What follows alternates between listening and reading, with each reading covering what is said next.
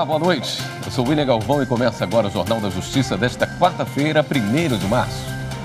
Supremo Tribunal Federal presta homenagens a Rui Barbosa, que morreu exatos 100 anos.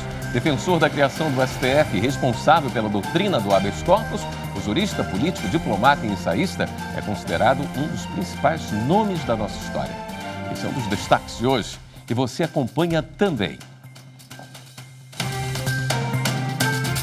Ministra Rosa Weber participa de sessão solene do Senado em homenagem ao centenário do falecimento de Rui Barbosa. STF autoriza a reativação de contas do PCO, o Partido da Causa Operária, nas redes sociais. E ainda, presidente do Tribunal Superior Eleitoral recebe representantes das principais plataformas digitais para discutir o combate à desinformação.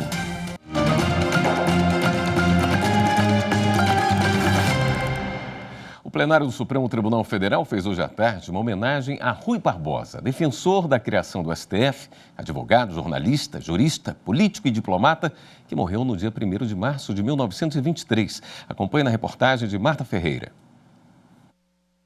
Supremo é Rui Barbosa. A frase do ministro Edson Fachin, escolhido para falar em nome do plenário, resume bem a importância de Rui Barbosa para a história do país. Sua vigília pela democracia e pela liberdade foi destacada. A concepção de Rui Barbosa moldou tanto a República quanto o Supremo, tal como o conhecemos. Nada mais atual que Rui. Nesse tempo repleto de tentações arbitrárias e de tragédias, é necessário relembrar a figura central da fundação no Brasil da democracia liberal republicana, fio condutor desta oração, do legado e do desafio que entendo presente. Está em Rui esse pensamento, em suas respectivas teses básicas: a liberdade, a igualdade, a propriedade e a segurança. O ministro Fachin destacou que os ensinamentos de Rui Barbosa na defesa do projeto republicano devem ser sempre lembrados. Nossos compromissos estão inscritos no mármore que faz cintilar o átrio deste tribunal. Que saibamos honrar essa fidúcia constitucional com a valorização da convicção colegiada. Que saibamos, em timoratos, arrostar a pungente marca física do ataque bárbaro que deixou sequelas em seu próprio busto. Fachin afirmou ainda que Rui Barbosa sempre servirá de inspiração ao Supremo Tribunal Federal. Estamos hoje mais próximos a Rui, quer pelos deveres cumpridos, quer pelas obrigações a adimplir. Guiado pela sua vigilante memória, esse tribunal não se dobrará, nem a democracia cederá. Foi uma sessão especial. Participaram ministros aposentados do STF, como Marco Aurélio, Sepúlveda Pertence, Francisco Rezec e Aires Brito, ministros de tribunais superiores e o ex-presidente José Sarney. A vice-procuradora-geral da República, Lindora Araújo, e o presidente nacional da OAB, Beto Simonetti, também se pronunciaram na sessão. Essa homenagem, por ocasião do centenário da passagem do personagem cuja vida foi totalmente devotada à causa do direito e da justiça e da renovação dos costumes na política nacional. Baiano de Salvador, Rui Barbosa nasce no dia 5 de novembro de 1849, sob a égide da Constituição de 1824, tendo partido faz exatos 100 anos, com pouco mais de meio século de trabalho na jurisprudência e 50 anos de serviços à nação. Nosso homenageado criou uma cultura de democracia real e viva na nação brasileira. Seu devotado compromisso com a justiça, com o abolicionismo, com a ética e com a moralidade rende-lhe os mais justos e vivos reconhecimentos. E é esse compromisso que o constitui como inspiração a todos os que acreditam no desenvolvimento de uma democracia forte e verdadeiramente cidadã. A presidente do Supremo, ministra Rosa Weber, encerrou a homenagem. Em 1º de março de 1923, morria Rui Barbosa. E a imprensa assim noticiou seu falecimento. O sol se apagou. Permito-me mais uma vez discordar. O sol não se apagou. O sol continua fulgurante 100 anos depois, na memória dos que amam a democracia, a república, a liberdade e a justiça. Intelectual multifacetado, além de ter exercido muitos ofícios, o jurista baiano deixou um legado em defesa da liberdade individual e da imprensa. Rui Barbosa também se destacou nas propostas políticas e educacionais. Você confere agora a reportagem especial que foi exibida no plenário do Supremo na sessão de hoje. Viviane Novaes. Estas são imagens de vídeo raras de Rui Barbosa. Este senhor de bigode e óculos redondos nasceu em Salvador, na Bahia, em 5 de novembro de 1849 e morreu em Petrópolis no dia 1º de março de 1923, aos 73 anos. O corpo foi levado do Rio de Janeiro para Salvador num navio de guerra da Marinha. Na saída, um cortejo com centenas de barcos. Na chegada, desfile com uma chuva de papel picado. As homenagens demonstram a grandiosidade desse brasileiro de muitas facetas. Rui representa para nós baianos muito orgulho. Ele é considerado o maior brasileiro da história. Foi um dos construtores institucionais da nação. A Constituição de 1891 foi praticamente escrita por ele, introduzindo nela os princípios republicanos, federalistas, a separação entre os poderes e o regime democrático. Ele determinou o STF como órgão fundamental, tanto para a democracia, ao caracterizar o STF como com a função de supremacia, de garantir a supremacia da Constituição em geral, também para a forma republicana de governo, ao assegurar que o STF fosse preenchido tanto pelo Poder Executivo quanto pelo Poder Legislativo, e, finalmente, também para garantir a independência entre os poderes Executivo e Legislativo. Rui foi o primeiro advogado a usar o habeas corpus para libertar políticos e abriu caminho para a chamada doutrina brasileira do habeas corpus. O também diplomata ganhou o apelido de Águia de Haia. Em 1907, na Conferência de Haia, na Holanda, ele defendeu que todas as nações fossem iguais e soberanas. Essa postura do Rui Barbosa na Haia criou um paradigma de política externa para o Brasil. Um paradigma que está inscrito como cláusula pétrea na nossa Constituição Federal, no seu artigo 4º, inciso 5º, que o Brasil vai se pautar pela defesa intransigente da igualdade soberana das nações. E que advogado nunca ouviu falar da oração aos moços?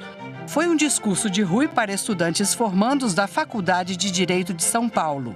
O direito dos mais miseráveis dos homens, o direito do mendigo, do escravo, do criminoso, não é menos sagrado perante a justiça que o do mais alto dos poderes. A imprensa foi uma grande tribuna para Rui defender e divulgar suas ideias.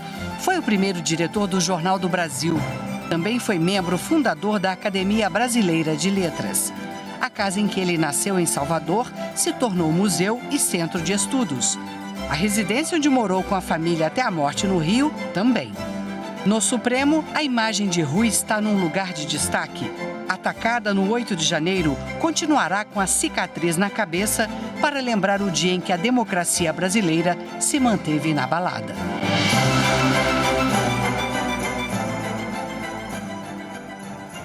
E ainda sobre as homenagens a Rui Barbosa, nesta quarta-feira o programa Diálogos com o Supremo escolheu como tema de palestra esse brasileiro, um dos nomes mais respeitados da nossa história. A repórter Viviane Novaes conta pra gente. No auditório onde acontecem os julgamentos da primeira turma do Supremo, advogados, ministros de tribunais, servidores do Judiciário, diplomatas e embaixadores. A presidente do STF, ministra Rosa Weber, lembrou que a palestra faz parte do projeto Diálogos com o Supremo, um programa de difusão de conhecimentos jurídicos. damos início às merecidas homenagens à memória de Rui Barbosa nesta casa, por ocasião do centenário de seu falecimento. Almejo que possamos compreender melhor o brilhantismo de Rui Barbosa e comungar de memória tão relevante para esta corte. A palestra foi do embaixador Carlos Henrique Cardim, que lançou um livro sobre Rui Barbosa. O embaixador disse que o mais famoso advogado brasileiro teve vida e obra muito complexas e que não foi uma tarefa fácil escrever sobre ele. O Rui é um nome que nos toca profundamente, até no inconsciente. O Rui virou um mito nacional. Podiam até usar uma categoria junguiana para analisar o Rui Barbosa. Eu não sou psiquiatra nem psicólogo, mas o Rui cabe perfeitamente ser analisado como um dos grandes mitos nacionais, compreende? E na verdade, o Rui Barbosa, ele escreveu muito. Escreveu muito, o Rui Barbosa. A obra total do Rui, eu até escrevi aqui, são 50 volumes em 137 tomos. Quer dizer, é uma imensidão tremenda. Como é que você pesquisa isso? Cardim falou sobre a atuação de Rui como diplomata. Uma das contribuições dele na segunda Conferência de Haia, na Holanda, foi a manutenção da Corte Permanente de Arbitragem. Quando surge essa proposta dos Estados Unidos de transformar essa corte num tribunal internacional com grandes salários e com 8 membros permanentes, aí o Rui Barbosa e o Rio Branco chegam à conclusão: por que não mantém essa corte? A arbitragem, ela começou no mundo moderno com essa corte. E hoje se multiplica em vários setores. Os participantes do encontro receberam este livro sobre Rui Barbosa da Fundação Alexandre de Gusmão, que é vinculada ao Ministério das Relações Exteriores. A obra foi relançada numa versão ampliada para lembrar o centenário de morte do grande jurista. Na apresentação do livro, uma das muitas frases de Rui: a morte não extingue, transforma, não aniquila, renova, não divorcia, aproxima. A seguir, ministro Alexandre de Moraes autoriza a reativação de contas do Partido da Causa Operária, PCO, nas redes sociais. Voltamos já.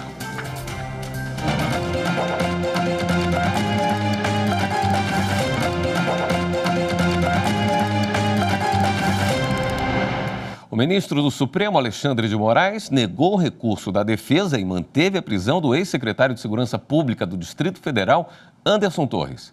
As informações ao vivo com o repórter Renato Rosa. Oi, Renato, boa noite.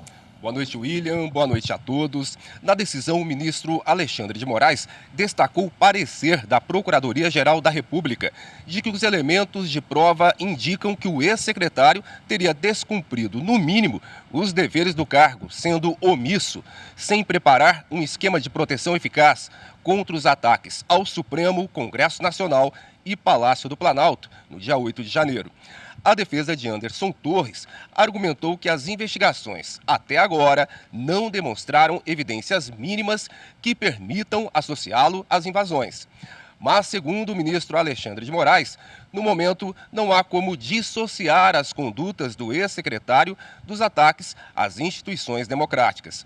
O ministro ressaltou que a prisão preventiva é uma medida razoável, adequada e proporcional para a garantia da ordem pública e instrução criminal. Anderson Torres está preso desde o dia 14 de janeiro. William. Certo, obrigado, Renato. Em outra decisão, o ministro Alexandre de Moraes autorizou a reativação de contas do Partido da Causa Operária, o PCO, nas redes sociais. Os perfis estavam bloqueados por propagação de conteúdos ilícitos. A repórter Carolina Chaves tem as informações.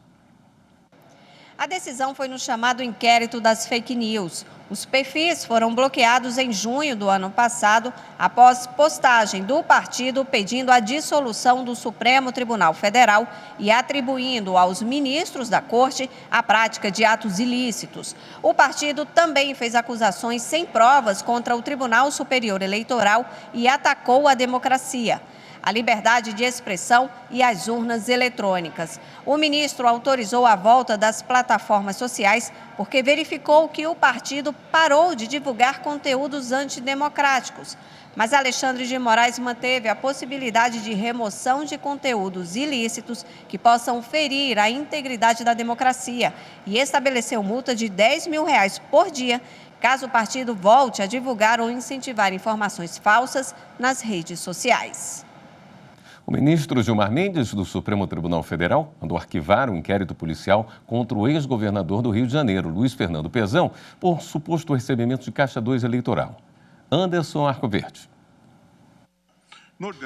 O ministro Gilmar Mendes constatou que o inquérito contra o ex-governador é baseado apenas no acordo de colaboração premiada do também ex-governador do estado, Sérgio Cabral, com a Polícia Federal, que foi anulado pelo STF.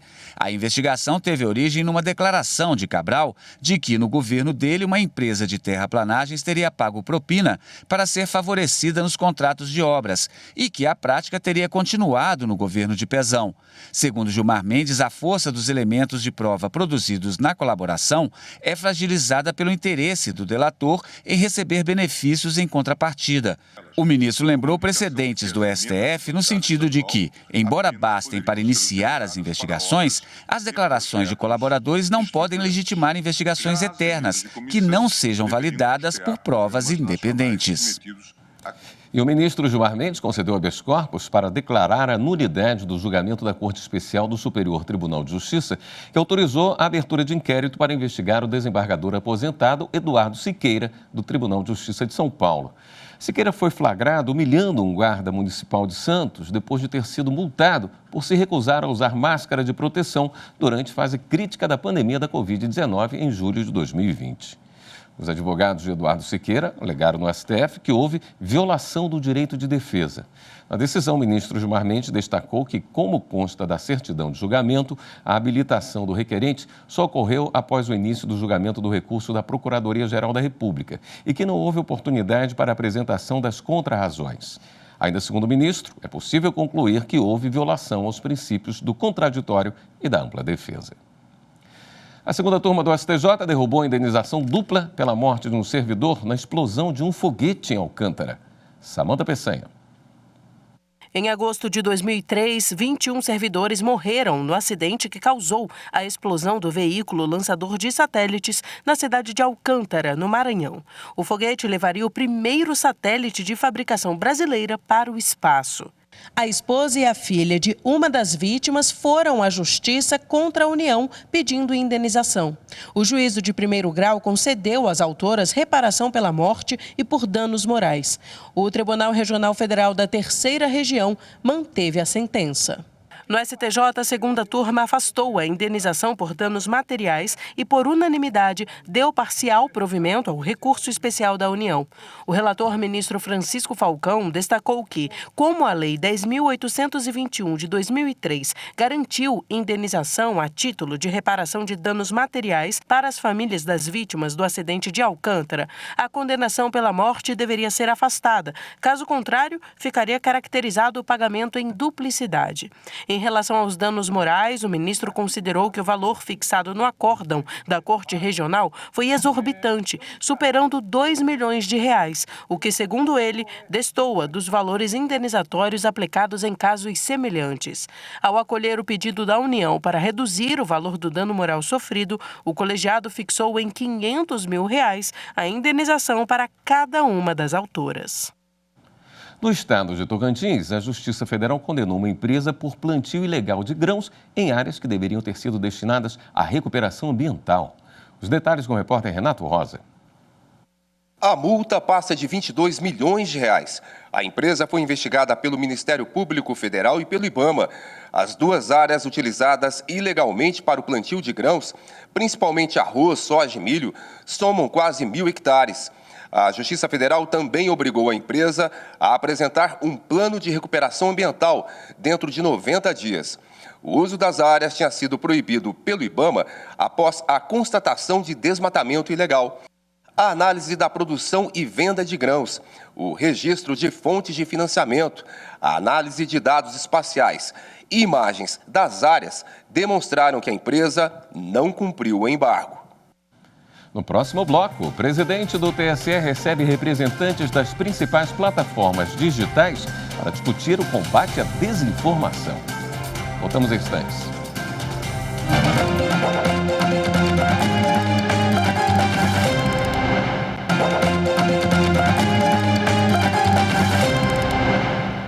O presidente do Tribunal Superior Eleitoral, ministro Alexandre de Moraes, recebeu representantes das principais plataformas digitais para falar do combate à desinformação.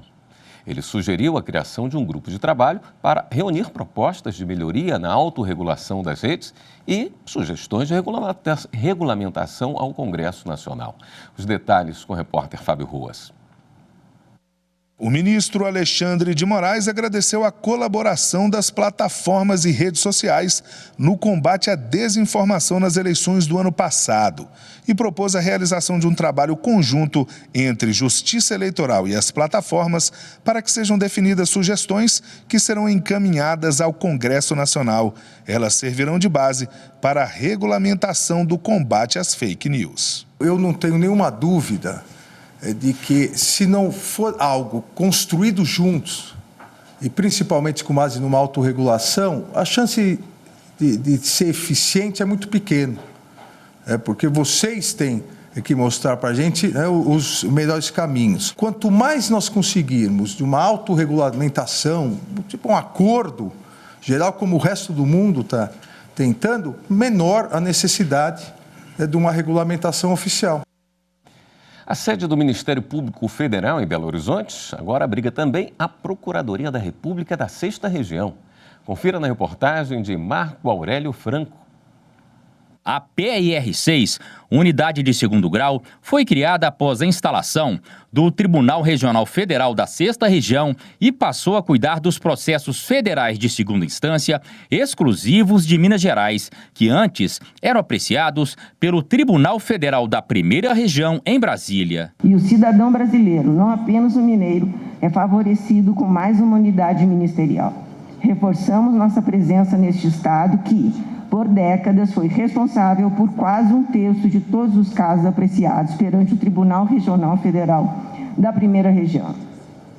A instalação da Procuradoria Regional da República da 6ª Região, que está diretamente ligada ao Tribunal Regional Federal, implantado no ano passado, integra uma série de iniciativas para a descentralização da justiça do Brasil. A Procuradoria da República da 6ª Região conta com 18 procuradores regionais com atribuições cíveis, criminais e eleitorais junto ao TRF6. Zero de acréscimo de despesa orçamentária.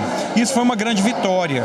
Foi muito difícil, foi algo quase que impossível, mas nós conseguimos a criação de toda a estrutura e possibilitando o acesso melhor à população e a aproximação do Ministério Público, tanto em primeira quanto em segunda instância. Ano passado, o TRF1 enviou 180 mil processos para o TRF6 e nos primeiros dias de funcionamento, a Procuradoria Regional da República da 6ª Região recebeu 808 processos que vieram do Tribunal Regional Federal da 6ª Região. Com a vinda para cá da Procuradoria, acredito que os nossos trabalhos serão mais incrementados, serão dinamizados, porque é muito bom ter os procuradores atuando próximos à Justiça. E eles representam um papel importantíssimo na mobilização da cidadania. Tendo um tribunal federal em Minas e tendo uma Procuradoria Regional da República em Minas, o cidadão se vê melhor representado e os próprios julgadores e membros do Ministério Público que atuam nele conseguem ter uma maior identidade com os problemas locais. Esta edição do Jornal da Justiça fica por aqui. Obrigado pela sua companhia. Até amanhã.